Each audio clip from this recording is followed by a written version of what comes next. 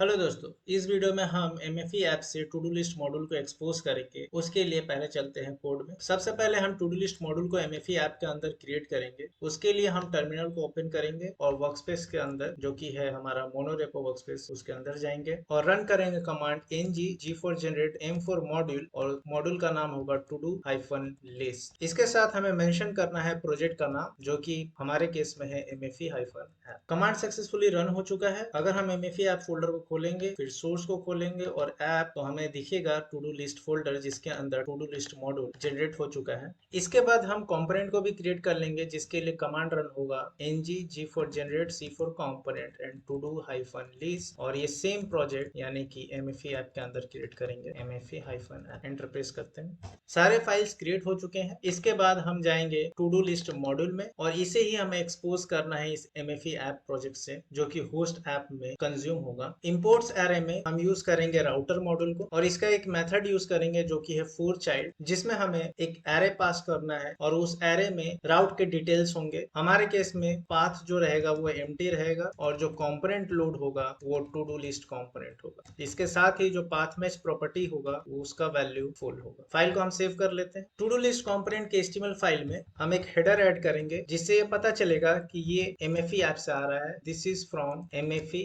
App. और इसके साथ ही हम कुछ लिस्ट बना लेंगे, जो कि होगा ऑर्डर लिस्ट, example1 और example2। इसको हम सेव कर लेते हैं। इसके बाद हम ऐप राउटिंग मॉड्यूल फाइल में जाएंगे, जो कि MFE ऐप का है, और इसके राउट्स एरे में हम पाथ ऐड करेंगे, जो कि एम्प्टी पाथ होगा, और ये रीडायरेक्ट टू करेगा टू डू हाइफन MFE में। इसके साथ ही हम पाथ मैच प्रॉपर्टी का वैल्यू फुल रखेंगे। इसके बाद हम एक और पाथ डिक्लेयर करेंगे, जो कि होगा टू डू हाइफन MFE, जो कि सेम पाथ है रीडायरेक्ट टू का, और यहाँ पर हम कंपोनेंट जो रेंडर करेंगे उस कंपोनेंट का नाम रहेगा to do list component. Save करते हैं और हमें यहाँ पे एक एरर दिख रहा है, जो कि बोल रहा है L1 is not a known element. तो हम चलते हैं HTML फाइल में और यहाँ हमने मिस्टेक से L1 लिख दिया है, जो कि LI होगा, और हम फाइल को सेव करते हैं। अब हमारा प्रोजेक्ट सक्सेसफुली कंपाइल हो चुका है, तो इसे ब्राउजर पे एक बार चेक कर लेते हैं। पर उसके पहले हम ऐप कंपोनेंट HTML फाइल में सब कुछ डिलीट कर राउटर आउटलेट टैग को यूज करेंगे, जो कि राउट के हिसाब से हमें HTML रेंडर करके दिखाए। तो चलिए देखते हैं ब्राउजर पर। हम देख सकते हैं कि ब्लैंक पेज आ रहा है, और इसके पीछे का रीजन है कि हमने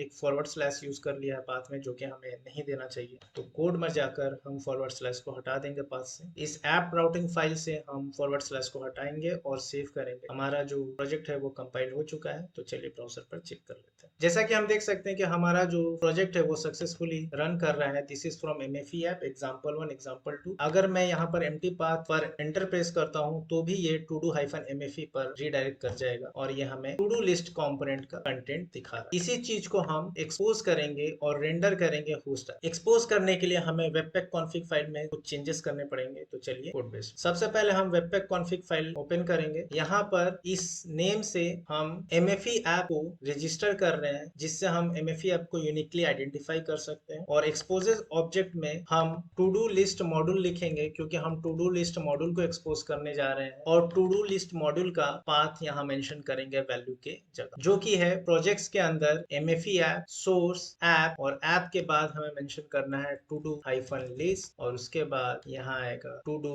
hyphen list dot module dot ts file, क्योंकि हम मॉड्यूल एक्सपोज कर रहे हैं ना कि कंपोनेंट। फाइल को हम सेव करेंगे। चूंकि हमने कॉन्फ़िग फाइल में चेंज किया है, तो सर्वर को रीस्टार्ट करना पड़ेगा। इसके लिए हम सर्वर को स्टॉप करेंगे और फिर रीस्टार्ट करने के लिए ng serve MFE hyphen app.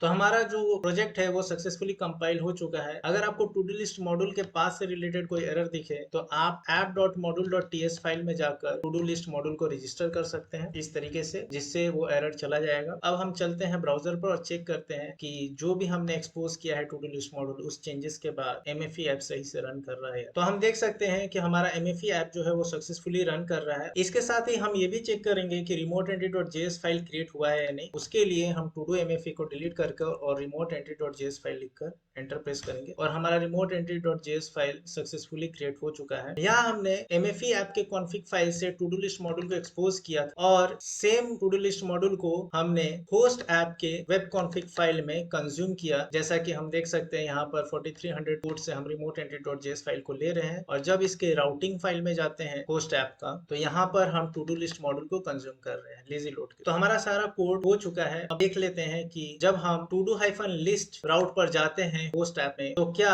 To do list module render होता है या, और ये हमारा होस्ट है। तो जब हम टू डू हाइफन लिस्ट पर जाते हैं तो सेम कोड रेंडर होता है जो कि हमारा MFE ऐप पे लिखा हुआ है। एक बार MFE ऐप के कोड को चेंज करते हैं और चेक करते हैं कि सेम यहाँ रिफ्लेक्ट कर रहा है या, तो हम जाएंगे MFE ऐप के to do list component HTML में और एक और li टैग ऐड करेंगे जिसका वैल्यू देंगे example3। सेव करते हैं और ब्राउजर पर चेक करेंगे। जैसा कि हम देख सकते हैं example3 MFE ऐप में ऐड हो चुका है। चलते हैं होस्ट ऐप में और यहाँ पे भी example3 ऐड हो चुका है, यानी कि ये MFE ऐप से डायरेक्टली रेंडर हो पा रहा है। अब हम इंस्पेक्ट एलिमेंट करेंगे और नेटवर्क टैब में जाएंगे। अब हम नेटवर्क टैब में रहकर देखेंगे तो ये जो MFE ऐप आ रहा है यह 4300 पोर्ट से आ रहा है जिस पर MFE ऐप रन हो रहा है। अगर हम पेज को रिफ्रेश करेंगे तो हमें दिखेगा कि remote entity.js फाइल जो है वो 4300 पोर्ट से आ रहा है, जबकि हमारा होस्ट ऐप 4200 पोर्ट पर रन हो रहा है। तो हमने सक्सेसफुली MFE ऐप से मॉड्यूल को एक्सपोज कर होस्ट ऐप में उसको रेंडर किया। अगर आपको इस ट्यूटोरियल सीरीज में कोई भी डाउट हो तो वो आप मुझे कमेंट सेक्शन में पूछ सकते हैं। मैं आशा करता हूं कि ये ट्यूटोरियल सीरीज आपके लिए हेल्पफुल रहा होगा और बहुत सारे केसेस हैं माइक्रो फ्रंट एंड के केस में जो कि मैं धीरे धीरे इस सीरीज में ऐड करता जाऊंगा, पर उसके साथ मैं आपके फीडबैक को भी कंसिडर करूंगा कि मुझे कौन सा पॉइंट कवर करना है इस सीरीज में। हो सकता है कि मैं जो पॉइंट्स कवर कर रहा हूँ उसके अलावा भी आपके प्रोजेक्ट में कोई और सिनारियो हो तो वो आप मुझे कमेंट सेक्शन में बता सकते हैं, जिस पर मैं वीडियो बनाकर इस सीरीज में ऐड कर पाऊँ। अगर आपको मेरा कंटेंट अच्छा लगता है तो मेरे वीडियोस को लाइक करना ना भूले और इस चैनल पर आप नए हो तो चैनल को सब्सक्राइब कर बेल आइकन जरूर दबाएं ताकि आने वाले वीडियो का नोटिफिकेशन आपको मिलता रहे। मैं आपको वेलकम करता हूँ इस फैमिली में और इस फैमिली में ज्वाइन होइए और इस कम्युनिटी को और बड़ा कीजिए। तो मिलते हैं नेक्स्ट वीडियो या नेक्स्ट सीरीज में, तब तक के लिए खुश रहें, स्वस्थ रहें, धन्यवाद।